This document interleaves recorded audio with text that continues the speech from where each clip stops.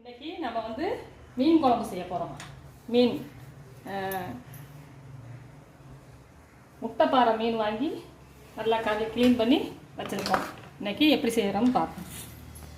அடுப்பு பற்ற வச்சுக்கலாம். நான் எப்பயுமே மண்சட்டியில் தான் மீன் குழம்பு வைப்பேன். மண்சட்டியில் வச்சா நல்லா டேஸ்ட்டாகவும் இருக்கும், ருசியாகவும் இருக்கும். அதனால் நீங்கள் மீன் குழம்பு மண்சட்டிலே வைங்க. சட்டி சூடாகட்டும். அதுக்கு முன்னாடி நம்ம கொஞ்சம் மசாலா ரெடி பண்ணிக்கிடுவோம். கொஞ்சம் சின்ன வெங்காயம் உரிச்சு வச்சது, 2 தக்காளி நறுக்கி வச்சது, வெங்காயம் போட்டு மிக்சியில் ஒரு அடி அடிச்சுக்கணும். அதுலேயே கொஞ்சோண்டு நம்ம குழம்புக்கு தேவையான மசாலா பொடியையும் போட்டு அடிச்சுக்கலாம். இப்போ இது குழம்பு மசாலா உங்களுக்கு தேவையான அளவு.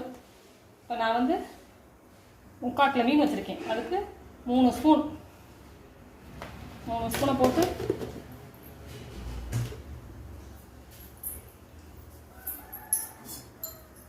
இல்லை கொஞ்சமாக தண்ணி ஊற்றிக்கிட்டு இப்போ மசாலா ரெடி ஆகிடுச்சு. சட்டி காய்ஞ்சிருச்சு. கொஞ்சம் நல்லெண்ணெய் ஊற்றிக்கங்க. மீன் குழம்புக்கு கொஞ்சம் எண்ணெய் நல்லாவே ஊற்றுங்க. கொஞ்சம் நல்லா நிறையா ஊற்றுனீங்கன்னா கொஞ்சம் நல்லா டேஸ்ட்டாக இருக்கும். மீன் குழம்பு நல்லெண்ணெய் ஊற்றி செய்யுங்க, அது நல்லா டேஸ்ட்டாக இருக்கும்.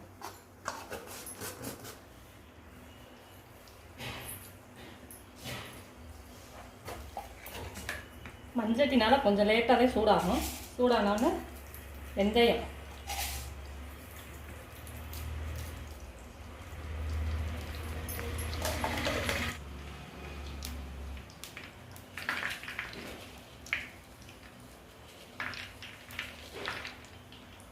வெந்தயம் பொரிஞ்சு வரும்போது 2-3 சீரகம், சின்ன சீரகம்,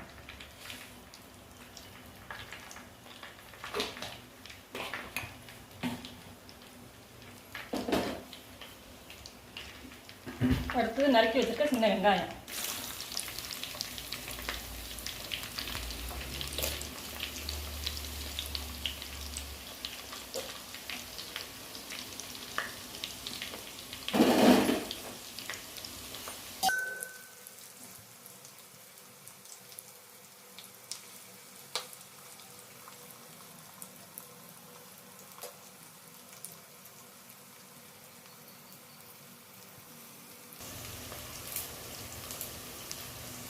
கருவேப்பிலை,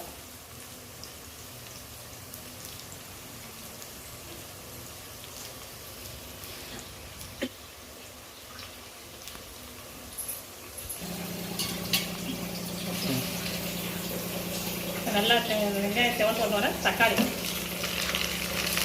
பச்சை மிளகா. ஒரு உரப்பு நல்லா சாப்பிடுவீங்கன்னா கூட 2 பச்சை மிளகா தான் போட்டு. பச்சை மிளகா போட்டால் நல்லா டேஸ்ட்டாக இருக்கும். வந்து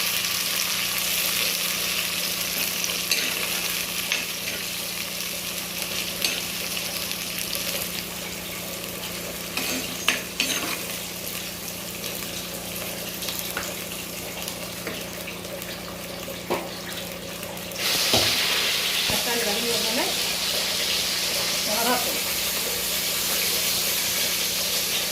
ஒரு 1 ஸ்பூன் போட்டுருக்கேன்.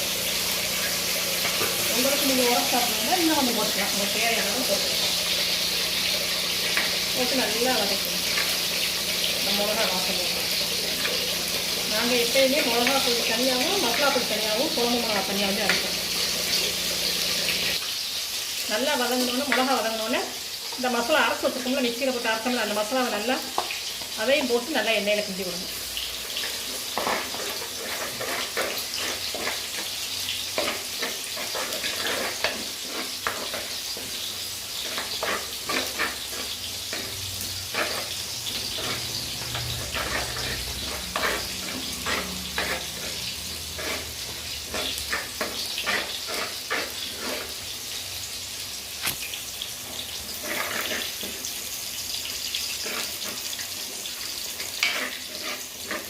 ஒரு 2 நிமிஷம் நல்லா கிண்டி விட்டுட்டு இப்போ வந்து நம்ம புளி கரைச்சி, நமக்கு புளியை கரைச்சி தேவையான அளவு புளியை கரைச்சி நல்லா வடிகட்டி வச்சுருக்கோம். அது தூக்கி அதில் ஊற்றிட வந்தேன்.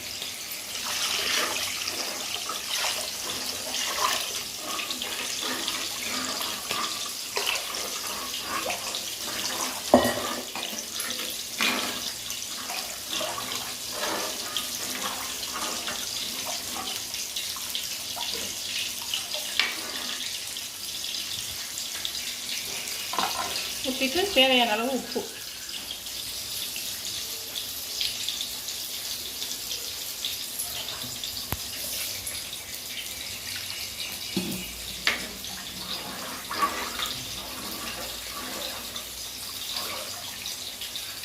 மூடியை போட்டு மூடி வச்சுருவாங்க.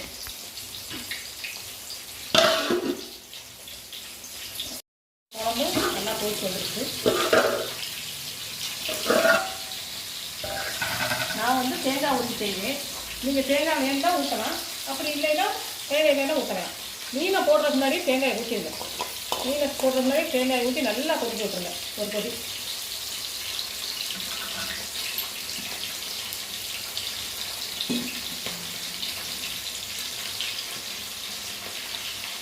மீனை போட்டுட்டு தேங்காய் ஊற்றினோம்னா அது வந்து அவ்வளோவா டேஸ்ட் தெரியாது.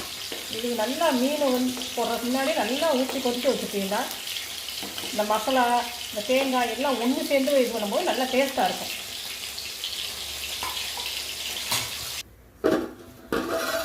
நல்லா கொதி வந்துருச்சு. மீனை எடுத்து போட்டு வந்தேன்.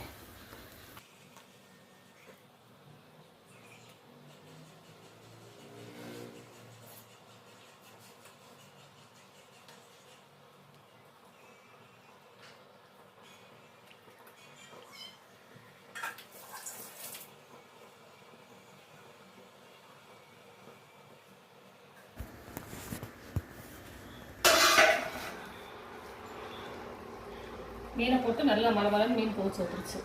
மீன் பொரிச்ச பின்னாடி இது மஞ்சட்டினால கொஞ்சம் சிம் பண்ணி வச்சுட்டாலே போதும். ஒரு கொதி கொதிச்சுட்டாலே ஒரு 5 நிமிஷம் நீங்கள் வந்து சிம்மில் வச்சுருங்க. சிம்மில் வச்சுட்டு மணித்தலை கருவேப்பிலை தூவி விட்டுட்டு சிம்மில் வச்சுருக்கோம் ஒரு 5 நிமிஷம். 5 நிமிஷம் சிம்மில் வச்சு எப்பயுமே மீன் குழம்பு வந்து ரொம்ப கெட்டியாக இருக்காது. ரொம்ப குழம்பு வச்சுட்டா கெட்டியாக வச்சா அது டேஸ்ட் இருக்காது.